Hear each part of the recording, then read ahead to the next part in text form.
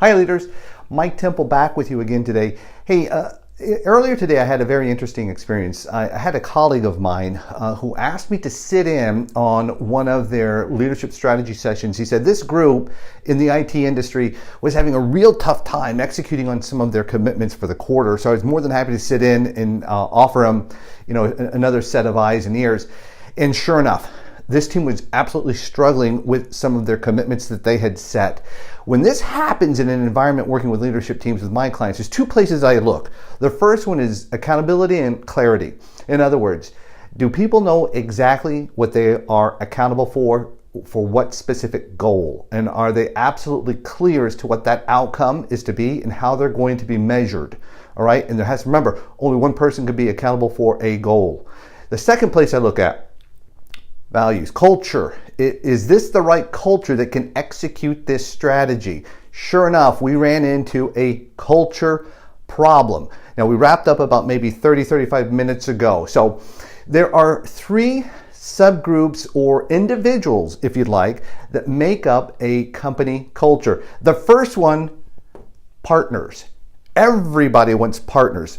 Partners to your culture are the individuals who most of the time, a majority of the time, exhibit the values that you're looking for through their actions, through their conversations. They don't do it 100% of the time, all the time. Look at one of my other videos where I talk about pulling out true, authentic values from the leader, and you'll see what I mean.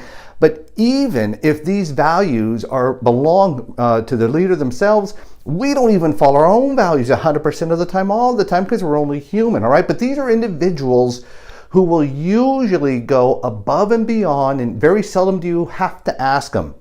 These partners are usually the individuals who will place other colleagues, other employees before themselves. They will most always place customers before themselves, and they're truly contributing to the values of the organization. Here's something else to keep an eye on when it comes to partners. Once in a while, you will see other employees gravitate towards their positive nature. They become what I call a locker room leader. They don't have to have the title of a leader. They just exhibit some of those characteristics. Everybody wants partners. The second group are what I call observers. Now, these are individuals, they're not out to hurt the organization. It's not that they don't care about the organization or any goals or these sort of things. It's just that it's not 100% of who they are, and they exhibit the values, some of the time, okay? These are individuals, they're kind of just watching. They just kind of go with the flow. Whatever the prevailing organizational values are, that's who they are. If the organization is positive, so are they. If the organization is negative, they can kind of tend to be negative as well. But these are individuals, they just kind of go with the flow. They're not going to hurt you, okay? But they're not going to go that extra mile, okay? Now, the last group. You're friggin' challengers, okay? Did I just say it that way? Yes, I did. All right, challengers.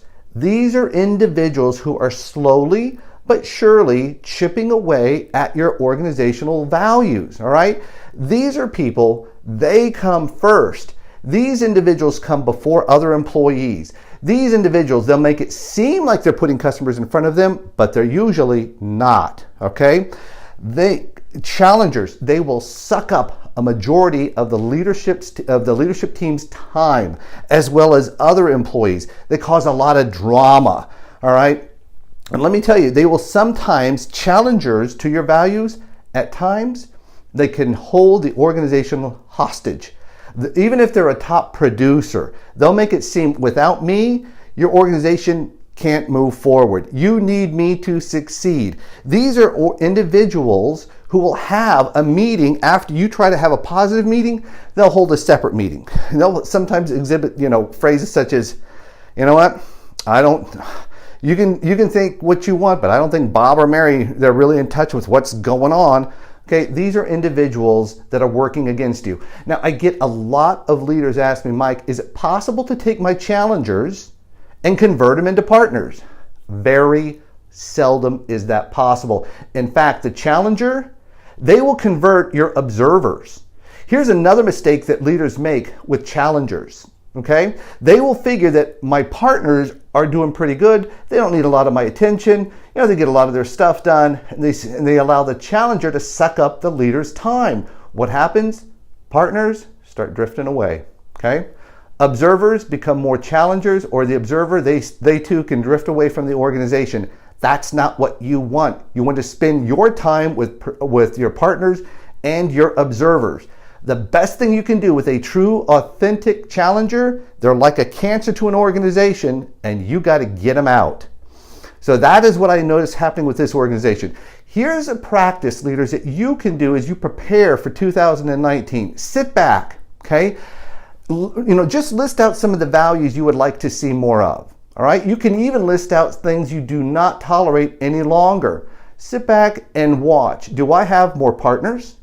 What's my percentage mix between partners, observers, and challengers?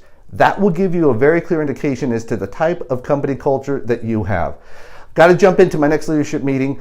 I hope you enjoyed this segment, leaders. I'd like to hear your comments. Give me your comments, leaders, of maybe 3 characteristics or values you want to see more of, or maybe 3 characteristics or values you no longer want to tolerate.